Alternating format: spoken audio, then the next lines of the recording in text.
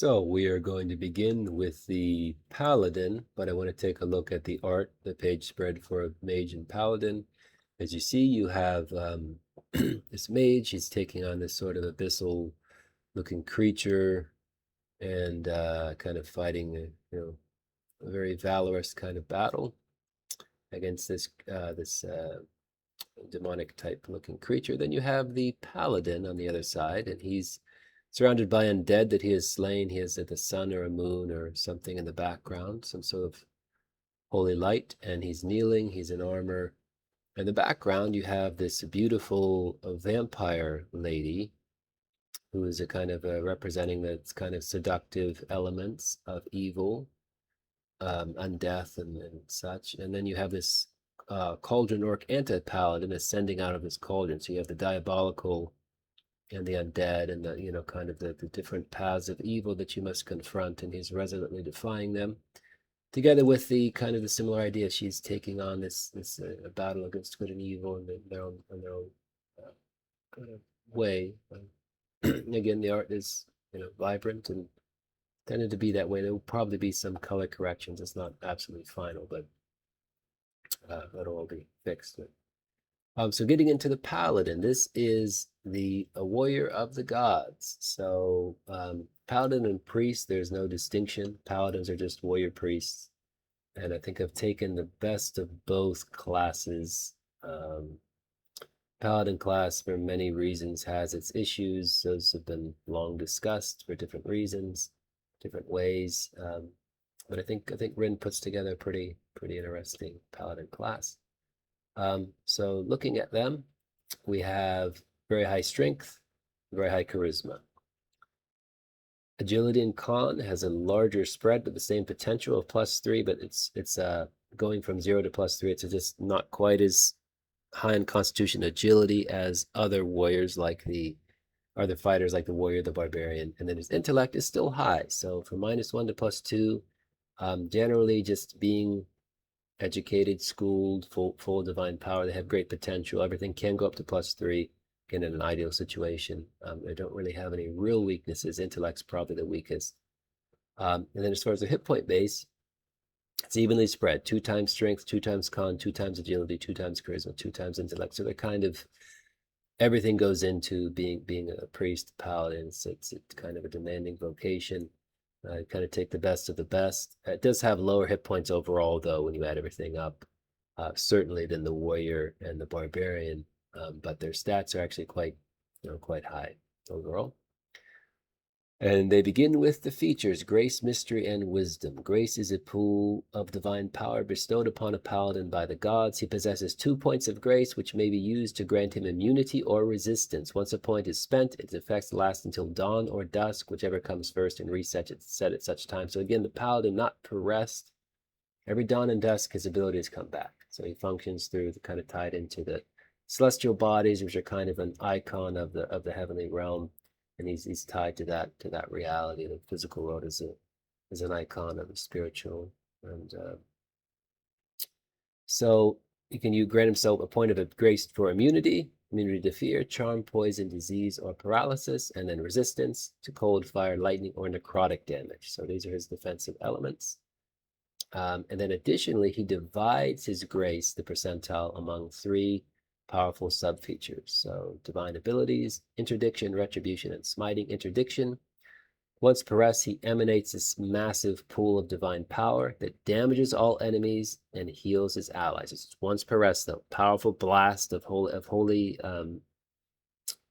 power. It's kind of a divine intervention. Interdiction just means like a word between, like a papal interdict. It just stops everything. And when the medieval Western Church was very powerful to place a society under papal interdict, or an emperor's interdict, it just means everything stops. It's a dictum, and it's absolute. So that's kind of the idea. He's just pronouncing that emanating divine power. Or retribution: once per battle, when the paladin is harmed by a foe, the foe suffers immediate holy damage. So interdiction is once per rest, and targets everything and heals everyone around you. All your enemies are targeted, all your allies are healed. Retribution is once per every battle. You can put a blast of holy damage. Someone injures you, and it's kind of a divine retribution.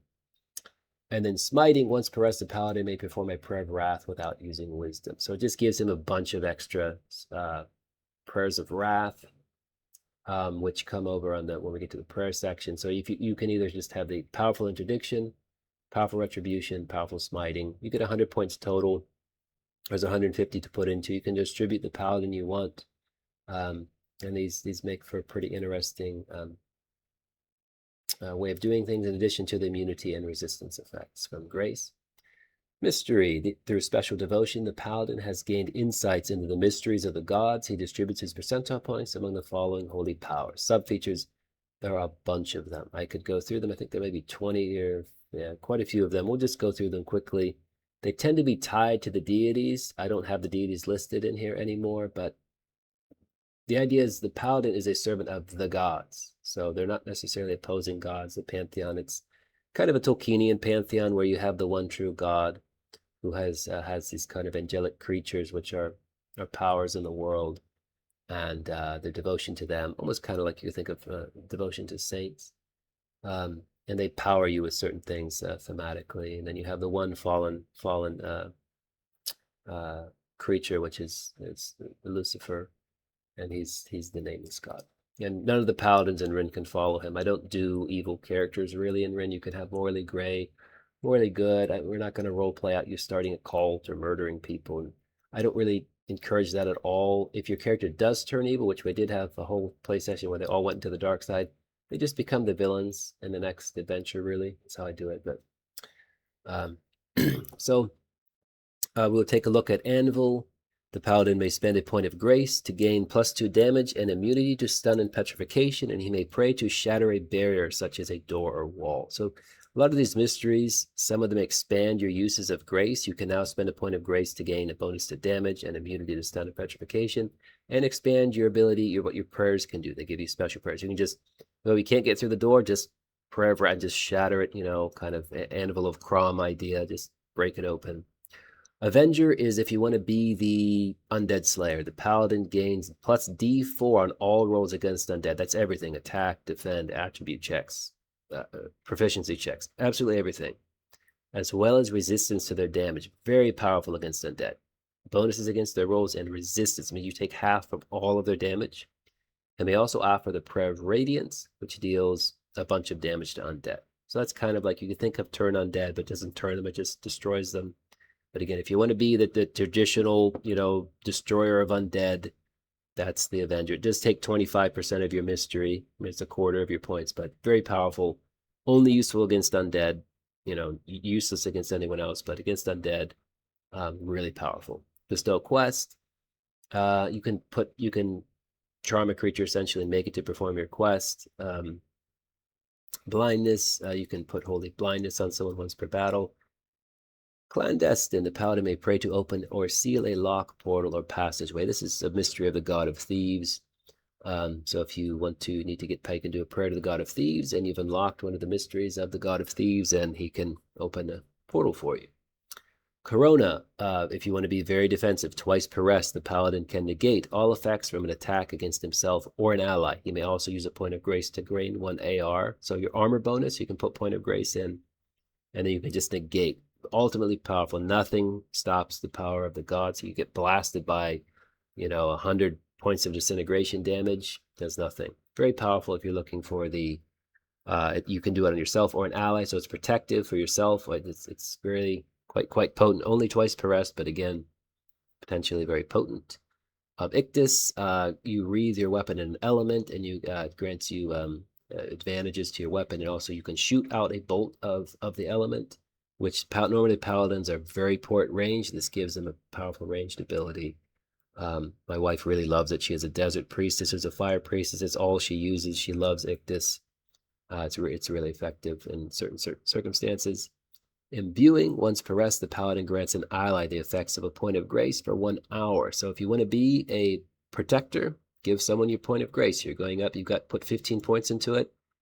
You make your allies resistance to necrotic damage. You make them immune to charm. You give them all the other bonuses. It's kind of a buffing, pretty nice, and short-term buff, but quite effective if you want to be that type of paladin. Looks, the paladin may emit bright magical light radiating from his countenance, which dispels all forms of darkness and grants him a damage bonus. If you just want to be, I'm just a damage paladin, put a bunch of points into it, gain a bunch of damage, all of your attacks gain the damage, you can build it that way. Manticore, this is actually, my wife came up with this. You summon a little tiny Manticore that performs a bunch of cool tasks. He's really fun. She loves it. Pretty entertaining. Belampus makes your healing proficiency twice as effective. You can do it twice as often if you just want to be the healer. Take that. Monachos, if you want to be, instead of a paladin, you just want to be a monk, you know, like an ox, let's say an Orthodox or Occidental monk, where you've just got a quarterstaff and a sling, but you're still effective. You have bonuses to armor, awareness, initiative, stealth, attack, defend, damage, prowess, and vitality. When you're just from rigorous ascesis, you're unarmored, but you're just a guy in robes, but you're still quite effective. Nimros gives you a bunch of powers at sea, which are interesting and useful. Again, very specific situations. Water breathing, water walking, water parting, power over weather at sea. You're going on a sea voyage, great to take. Steel, the paladin gains +1 attack and defend and +3 damage with a number of melee weapons equal to strength. So again, you just want to be a warrior, just take steel, 30 points, take 50 points into when you get enough of them. You'll just max out your looks and just become a, just a guy who does a ton of damage. Vigilance, bonuses to awareness, initiative, and prowess and vitality bonuses. Vision, the ability to see through obstacles, become immune to illusions. Warding, once per rest, the paladin grants himself and all allies within 30 feet an angelic ward against a single instance of harm. When the ward is triggered by the recipient, his checks against the harm are doubled and any damage sustained is halved. So again, you can just put these wards on people, just a floating ward. They can trigger it as they wish. Against a single, they get a hill giant ambushes them and chucks a giant boulder at them. Their defend check against it is doubled. So they roll a 10, they rolled a 20. Almost nothing's going to hit them. If they are hit, it does half damage. So again, nice little, if you just want to buff everyone up with a ward, you take 15 in warding, put a buff on them, take 15 in imbuing. You can build a lot of different paladin builds through the mysteries. And again, the idea is you're just kind of exploring the mysteries of God, the mysteries of Crom, or the mysteries of the god of the sun, or the mysteries of the goddess of beauty, and you're just kind of unlocking these mysteries.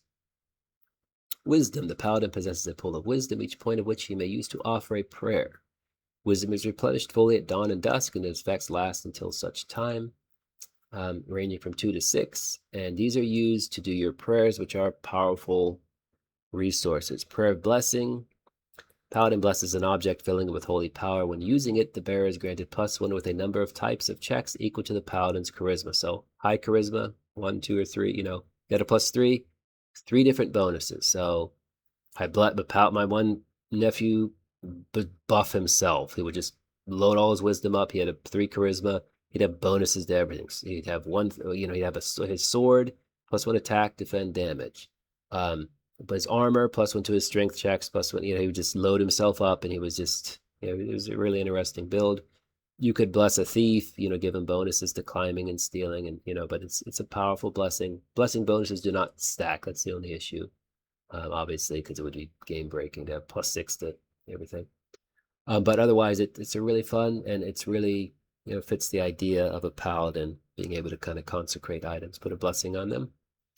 Prayer of Wrath, the paladin performs a melee attack at plus charisma AT and gains +2d8 damage and becomes holy, ignoring armor resistance and immunity and dealing double damage against fiends and undead. If it misses, the wisdom is not spent. So this is your big, smiting of evil, bonus to hit, bonus to damage, and it's holy. It ignores. So if you're doing 30 damage, it ignores armor, resistance, immunity. A lot of nasty creatures have these abilities. The power of the gods goes through all of it. And if they're fiends and undead, it's doubled.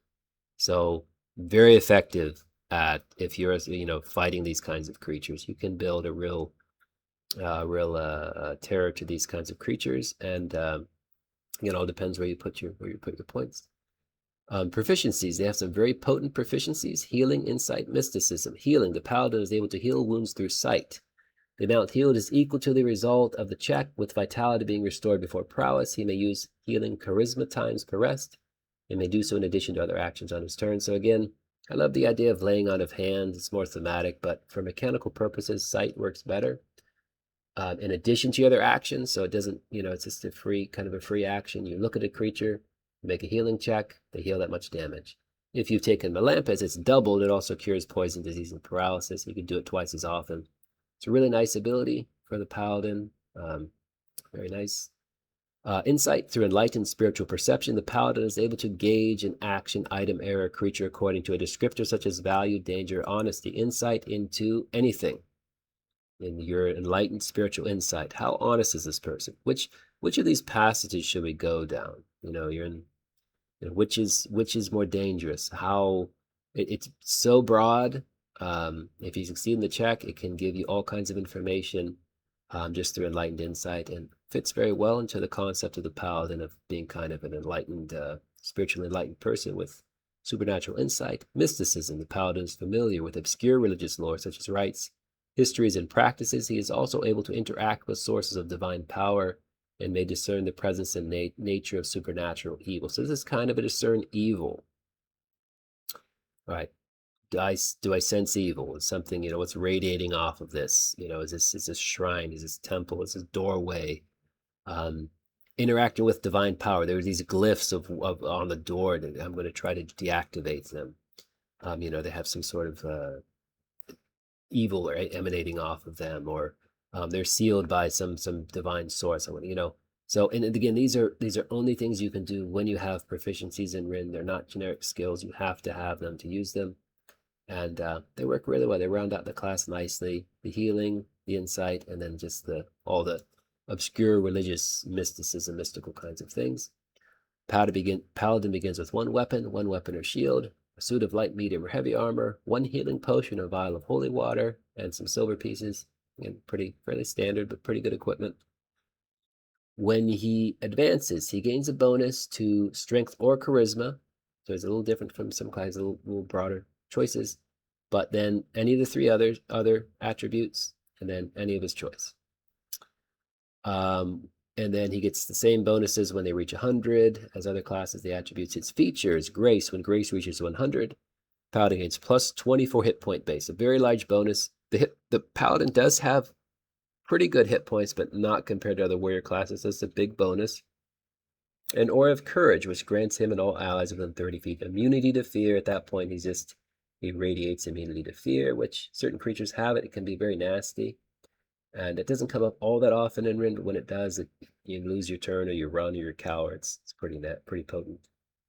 Mystery. Reaches 100, you gain Pillar of Ire, which enables him to call down a column of holy flame within 100 feet. Deals D100 holy damage plus D100 fire damage to all foes within a 20 feet circle, the use of which replenishes at dawn and dusk.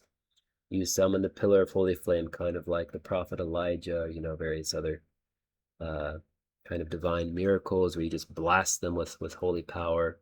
It's just an additional ability, which is really useful and powerful. By the time you get it, 2D100, it's still really good damage, but it scales at that point, But yeah, it's really solid damage. And then Wisdom, you get to have a relic, which that's really just kind of the flavor, the descriptive text. You summon it at will, gives you plus 2 points of wisdom. So it really just gives you 2 points of wisdom. It just gives you kind of a way of making it a little bit more interesting. You have your little holy metal or whatever, and you summon it at will, and it pushes your wisdom up to 8, which is a lot of wisdom, a lot of prayers of blessing, lots of prayers of wrath. I mean, if you had maxed out, you could do 8 prayers of wrath, and if you had smiting, you could do 13 wrath, so you could just maul through creatures, especially evil ones, undead and stuff. The proficiencies are actually the same. Healing, insight, mysticism. You get D12s with them. They crit on 10s and higher when you do that. And that's pretty much the Paladin class. He's a warrior, holy warrior, and really fun, really great class. Actually, one of my favorite classes to play. I have a great character named Bishop Keith. It's a long-term D&D character whom I really like. So that's one reason. But I think it functions really nicely. It captures the essence of the holy warrior in a really good way. And I've had great fun, and everyone who else is like my wife. Wife absolutely loves the Paladin. The Thief and the Paladin probably her favorite. But all right, well, that will be all for now.